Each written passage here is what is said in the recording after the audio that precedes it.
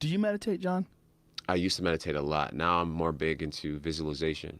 When did you used to meditate? Right around 2000, around 2010, 2011, I went through this huge spiritual thing where I became obsessed with the power of the mind, and I got into it deep, like really deep, just meditation, visualization, and just realizing how powerful our minds actually are, like how we really do paint our world with our thoughts and our level of self-belief.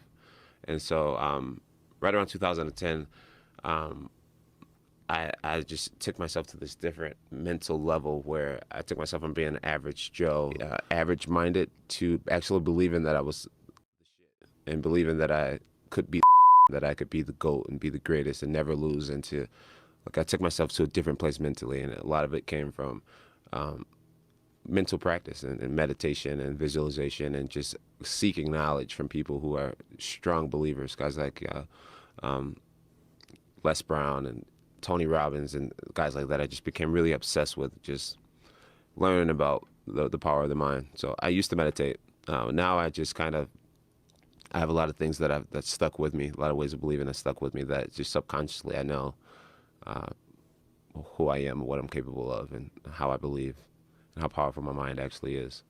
I'm a firm believer in meditation because I believe that human beings can get caught up, especially someone involved in a very difficult endeavor like you are. You can get caught up in the momentum of your life, and sometimes it's very hard to reset. It's very hard to separate yourself from it and get a balanced and, as much as you can, objective perspective. And I think one of the best ways to do that is to take time where you sit and you close your eyes and you do nothing and just concentrate on your breathing and just set it all aside and extract yourself, extract your consciousness from the momentum of your life. And I think a lot of people don't do that, and they get caught up in this hurricane of existence, Right. where everything is just constantly going on. Your phone won't stop ringing. There's fucking people knocking at your door. You got this going on, that going on. You got to go catch this flight, and oh shit, you got a fight coming up, and oh shit, you got this and that, and sometimes you lose yourself. Yeah. You lose yourself in that wave of life. I definitely lost myself at one point in my life, and I feel like right now I'm at this position where I am myself, and I can see John Bones Jones, and I'm like I can like look at my career from a fan perspective. You get what I'm saying? And actually make fun of myself. Like, damn, you a fucking idiot. like what have you done? Like, you know what I mean? Like, um, I have a good way of detaching something inside of me and seeing what's happening, and okay, oh no, it's not over. All you gotta do is just do this, do that, and you get what I'm saying? Yeah. Um, so I'm not necessarily meditating these days, but I do have the capability of taking away who I actually am at this point and realizing that this is just a part of me, or this is just a situation in my life. This isn't my actual life. This isn't my final destination. This is just a small moment in time that I'm going through right now. You get what I'm saying? Right. I get what you're saying. So that's my form of meditation. I step away from terrible situations and look at myself as if it's the future, and I'm looking back on what's happened to me or what's happening, and I say, okay, how can I get myself out of this? How can I make this better? What do I need to do to turn this around?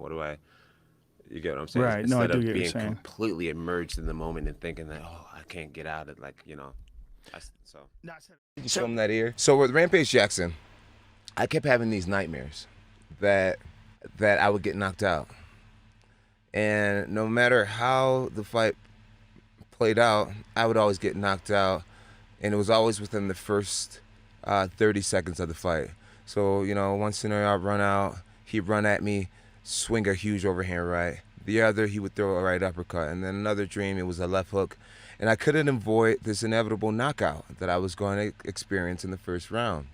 And, you know, I'm a big fan of sports psychology, so I call those red zone thoughts, and I actually learned that from Rashad Evans. You know, when you have a negative thought, immediately cancel it with a positive thought. You know, instead of thinking of somebody beating your ass, you think of yourself exhausted, you're winning, fight's almost over. Sure. Just think something positive.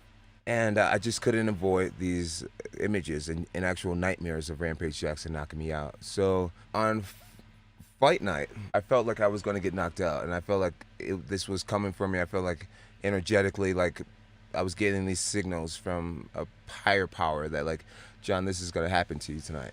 And I couldn't avoid it. So I just had this super deep prayer where I got down on my knees and I touched my body from my head to my toe for the first time. And I prayed this prayer asking God to just give me the supernatural, like, reaction abilities, speed, flexibility, awareness. And as I was praying this prayer and touching myself and rubbing myself and meaning every ounce of this, thinking my life is on the line,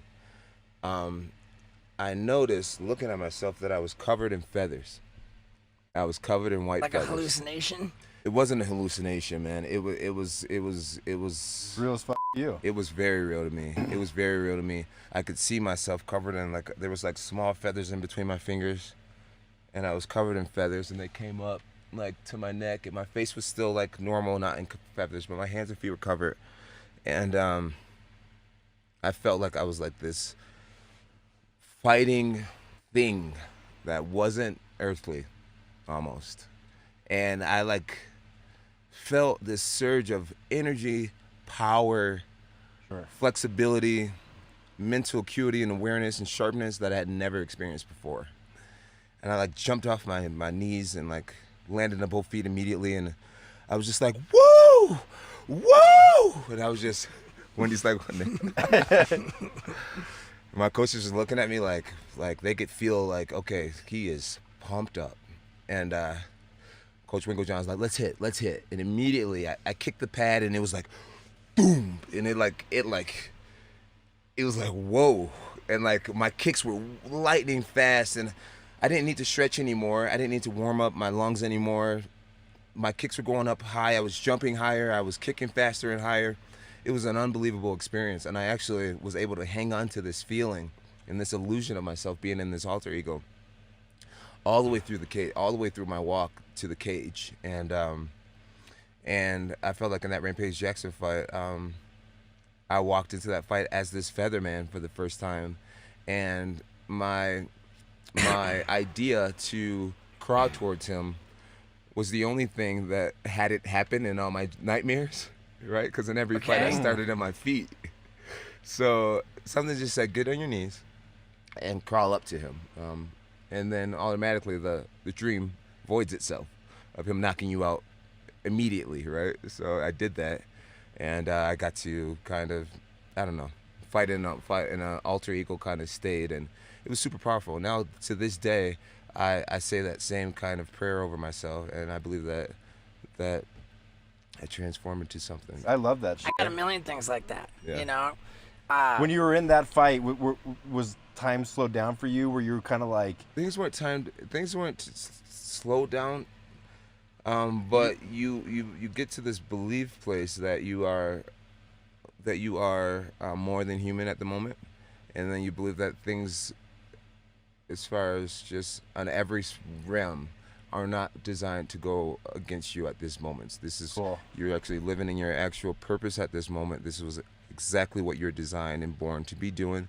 This is your mark, and at this moment, I'm being used by my higher power to like, pretty much. Yeah, dude. Pretty That's much. a beautiful story, dude. Pretty much. Yeah, I really, really appreciate you sharing that, man. Yeah.